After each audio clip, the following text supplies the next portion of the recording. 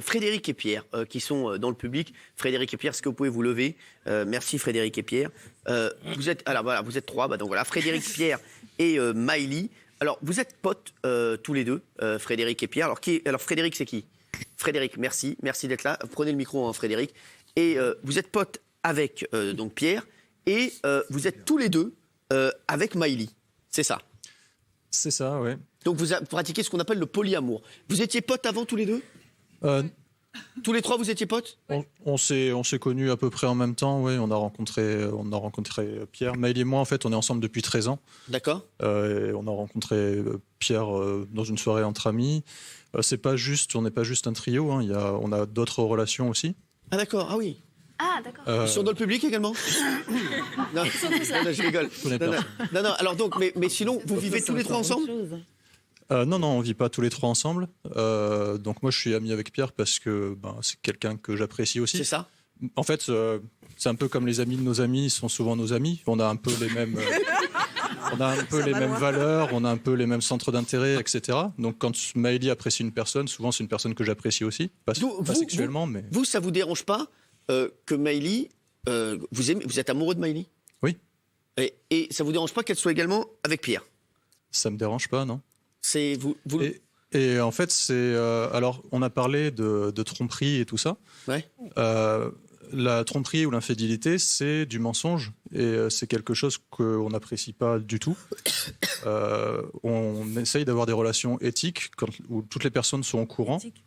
D'accord. Et pour moi, ça correspond beaucoup plus à mes valeurs aussi. Et derrière ça, c'est pas seulement l'idée de coucher à gauche à droite. Ça correspond vraiment à d'autres choses. C'est-à-dire que en fait, dans le polyamour, il y a l'idée aussi de sortir des normes en général. Et on sort d'une norme en particulier. Mais du coup, est-ce que vous formez un couple à trois ou est-ce que Maëlie, t'es avec l'un et l'autre séparément? Maëlie, est-ce que levez-vous. vous êtes tous les trois ensemble? Oui, alors en fait, moi je suis avec Frédéric et aussi avec Pierre, mais on n'est pas dans une dynamique de trouble. Ok. Donc c'est-à-dire que vous voyez une fois Pierre, une fois vous faites des sorties tous les trois, vous. Oui. Après, peut-être pour vous éclairer, en fait. Parce que là, on est dans le flou, là. Oui, je sens.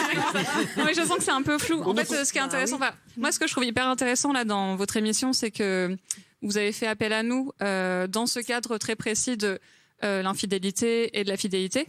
Mais c'est vrai que je trouve ça hyper pertinent. Enfin, je sais pas ce que vous en pensez, mais je trouve ça chouette, moi, en tout cas, parce que c'est vrai que dans le cadre, en tout cas, du polyamour, il n'y a pas de mensonge. Très spécifique, voilà, c'est ça. Il n'y a pas, en fait, de notion d'infidélité. Parce que vous dites tout, vous êtes transparent. Parce qu'en fait, il y a un cadre consensuel. Attendez, je peux juste finir. Est-ce que l'un de vous trois a déjà été infidèle aux deux autres? Nous, on l'a jamais autant entendu sur un sujet, celui-là. Je termine. Alors, arrive ma mère. D'habitude. On non mais c'est vrai. D'habitude lui il se réveille à 1h du matin. Là il est à 23h30, il est en folie. La question m'intéresse, est-ce que l'un de vous trois a déjà été infidèle aux deux autres? Oui. Non, mais parce que vous n'avez pas écouté la fin de mon explication. Mais laissez-la. Oui. Calmez-vous un peu. Hein. Vous inquiétez pas. En fait, c'est pas si compliqué. En fait, comme je vous disais, ce qui est intéressant là, il y a différents paradigmes en fait. Parce que dans le polyamour, en fait, le consentement est consensuel. D'accord. Donc en fait, si vous voulez, quand j'ai rencontré Pierre, j'étais déjà avec Frédéric parce qu'on est un vieux couple. Vous lui avez dit. Attendez. Comment ça s'est passé? Donc lui le savait qu'on était ensemble. Donc il peut pas y avoir d'infidélité ou de trahison. Mais vous avez dit à Frédéric, je suis tombée amoureuse de Pierre aussi? Oui, bien sûr. Et Frédéric vous a dit quoi? C'est génial. Oui, en fait, on était déjà tous les trois potes, en fait, à la base. Enfin, moi, j'ai plein de potes. Je suis pas avec leur femme, mais bon. Alors, allez-y, c'est Frédéric. Non, c'est Pierre. Pierre, ouais, Pierre. Alors, en l'occurrence, je sais plus qui est qui. Ce que Fred a dit, c'est, il est venu me voir à un pique-nique. Il m'a dit, écoute, Maëlie, elle a un crush sur toi, mais comme elle est vraiment pas douée au niveau de la communication, je préfère passer, sinon on va prendre des siècles. Hein. Non. C'est quand même vraiment toi qui a. C'est un pique-nique. Il se passait où ce pique-nique? Non mais sérieux. Et donc toi t'as dit quoi? Alors moi, je suis vraiment pas doué avec ce genre de choses-là, donc j'étais extrêmement mal à l'aise, surtout que je vais la voir après, on devait faire une petite après-midi, genre faire du karaoké, des choses comme ça. Surtout qu'on s'est regardé vraiment l'un à l'autre, on devait écrire les noms sur une feuille des chansons qu'on voulait chanter. On était vraiment en face, pas l'un à côté de l'autre, parce qu'il y avait un malaise clairement. À un moment, on a fini par en discuter, et puis bon voilà, c'est comme ça qu'on a commencé la relation. Et là, vous êtes heureux tout le temps. Maëlie, juste une petite question. Vous, vous êtes vraiment amoureuse des deux différemment? C'est-à-dire quoi? Non, c'est juste, je comprends pas trop la question. Non, mais c'est-à-dire que vous aimez les deux, mais l'un et l'autre pour des choses différentes, mais vous les aimez pareil, c'est ça? Oui, enfin, en fait, vous savez, moi, j'aime bien, en fait, aussi les définitions d'amitié-amour. En fait, enfin, j'ai l'impression qu'il y a pas mal de chroniqueurs qui ont parlé. Il y a beaucoup de cas par cas, en fait. Oui. Tous les individus sont singuliers.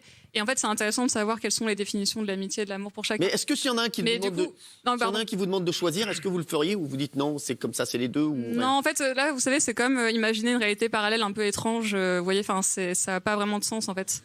En fait, c'est juste des contextes différents, en fait. Vous voyez, enfin, c'est des contextes. Non, je vois pas, mais bon. Mais en fait, c'est juste une question d'imagination. Imaginez un monde parallèle si vous avez envie. Bah, je vois les Bogdanov, oui. Oui, et donc où en fait la monogamie et l'exclusivité ne seraient pas la norme. Ah oui, d'accord. Et quelles sont les règles que vous êtes fixées, les limites à ne pas C'est ça, est-ce qu'il y a des règles? Est-ce que lui, il a le droit est-ce qu'ils ont le droit d'aller voir d'autres filles ou vous seriez fâché? Non, non, je serais pas fâché. Ouais, quoi? Je ne serais pas fâché. Ah, Frédéric. Ah oui, Frédéric, oui. En fait, pour mieux comprendre, je pense qu'il faut aussi situer les choses. L'exclusivité amoureuse, l'exclusivité romantique, c'est quelque chose qui a une raison historique d'exister. Pour moi, c'est-à-dire que il y a la domination masculine. On avait besoin, nous les hommes, de savoir qui étaient nos enfants. Donc, c'est sûr que dans ces cas-là, il y avait le besoin de contrôler la sexualité des femmes. Chose qui maintenant on n'a plus besoin de ça parce qu'avec la pilule ou les préservatifs, ben, on peut savoir qui sont nos enfants, quoi. Et c'est aussi une raison de filiation, c'est aussi une raison de transmission du patrimoine. Ce sont des choses en fait qui n'ont plus forcément de raison d'exister, mais on continue à perpétuer. Et les gens sont pas au courant forcément qu'ils ont plusieurs choix possibles.